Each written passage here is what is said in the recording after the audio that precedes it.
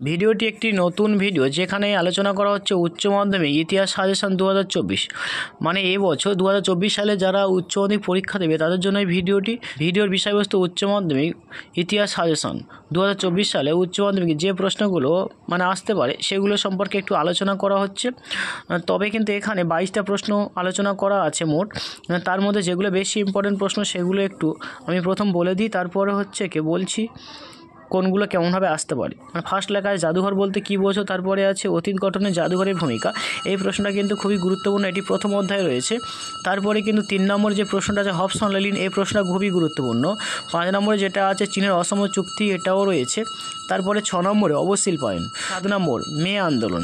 তারপরে রয়েছে 10-এর দাগে ভারত ছাড়ো আন্দোলন। তারপরে 12 3টি পঞ্চবার্ষিকী পরিকল্পনা। তারপর 13 সার্ক। তারপর রয়েছে 15 ক্যান্টন বাণিজ্য বৈশিষ্ট্য। তারপর 16 রয়েছে বিদ্যাসাগর।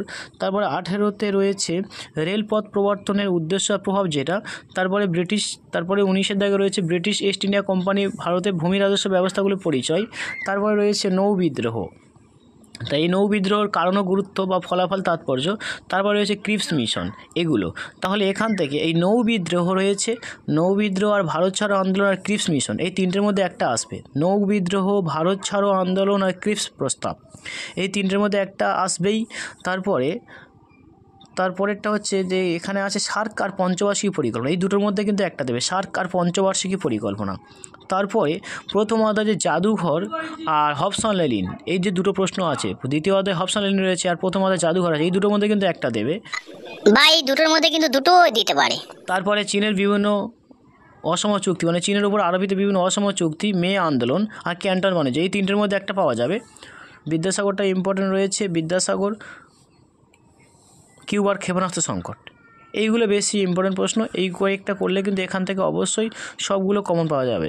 অর্থাৎ এখানে আলোচ্য বিষয় যে এখানে 22টা প্রশ্ন রয়েছে, 22টা প্রশ্নের মধ্যে জাদুঘর, হবসন লেনিন, চীনের অসম চুক্তি, অবশিল্পায়ন, মে আন্দোলন, ভারত ছাড়ো আন্দোলন, কিউবার ক্ষেপণাস্ত্র সংকট, স্বাধীন ভারতের 3টে পঞ্চবার্ষিকী পরিকল্পনা, সার্ক, ক্যান্টন বাণিজ্য, বিদ্যাসাগর, রেলপথ আর অবশিল্পায়নটা খুব ইম্পর্টেন্ট, এই দুটোর মধ্যে একটা আসতে পারে।